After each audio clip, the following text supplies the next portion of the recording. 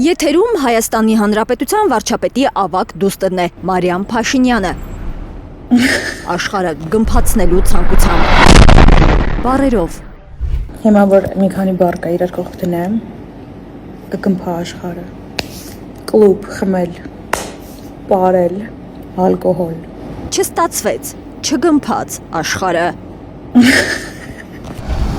Փոխարենը քննարկումների հարթակն է գմփացրել վարչապետի դուստրը իր աշխատավարձի չափով։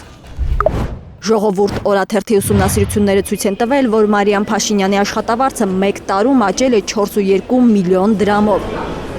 դարձել մոտ 11 միլիոն դրամ։ Համաշխարհային բանկի վերջին տվյալներով Հայաստանում ամեն 4-րդ երիտասարդը գործազուրկ է, նրանք ոչնչով չեն զիջում Մարիամ Փաշինյանին։ Միայն թե նրանց հայրիկները վարչապետ չեն, նկատել է մեր ձևով շարժման ներկայացուցիչ Արեգա Հովսեփյանը։ Ինչ ամեն ինչ ծայրահեղացնում։ Արդարադատության նախարարը ծայրահեղությունների մեջ ընկնել է, որակում լրագրողների հարցերը 160,000 աղքատ, 4,400 ծայրահեղ աղքատ ընտանիք ունեցող Հայաստանում։ Նորմալ է, որ նախարարը 9 միլիոն պարգևավճար է ստանում։ Տեսեք, ես անզգուշություն ունեցա հնչեցնել թիվ։ Ազգային ժողովում հունվարի 14-ին է Սրփուհի Գալյանը անզգուշություն ունեցել։ Ասել է հարկերը հանած մոտ 6-ից 7 միլիոնի կարգի հավելավճար է ստացել։ Ըստ արդարադատության նախարարի, դա այն թիվը չէ, որից կարելի է զարմանալ ու զայրանալ։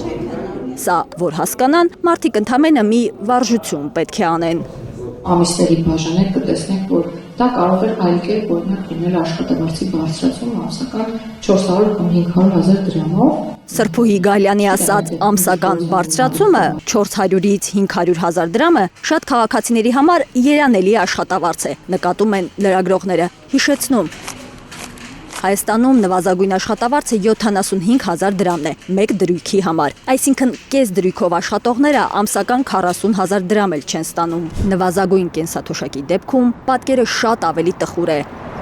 ամսական 36,000 դրամ։ Եթե դուք վերցնեք հիմա նույն վիճակագրական կոմիտեի տվյալները, որ մեջ բերում եք, ունայեք միջին աշխատավարձը Հայաստանի Հանրապետությունի իշխանը մասնավոր հատվածում, կտեսնեք, որ օրինակ ֆինանսական հատվածում միջին աշխատավարձը 900,000 դրամ է, տեղեկատվական տեխնոլոգիաների հատվածում միջին աշխատավարձը 1,200,000 դրամ է։ Անփոփոխ է իշխանականների պատճառաբանությունը, իրենք իրենց միլիոնների պարգևավճարներ են բաժանում, որ մոտիվացնեն մարդկանց աշխատել պետական ապարատում։ Եթե պետական համակարգում փոխնախարարը ստանա 300,000 դրամ աշխատավարձ կամ 400 կամ 500,000 դրամ աշխատավարձ,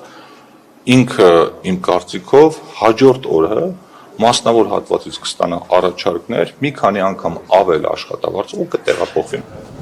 ՔՊ-ն չի հրապարակել իր այն մասնագետների անունները, որոնց ձեռքից ձեռք են խլում, օրու մեջ աշխատանքի առաջարկանում։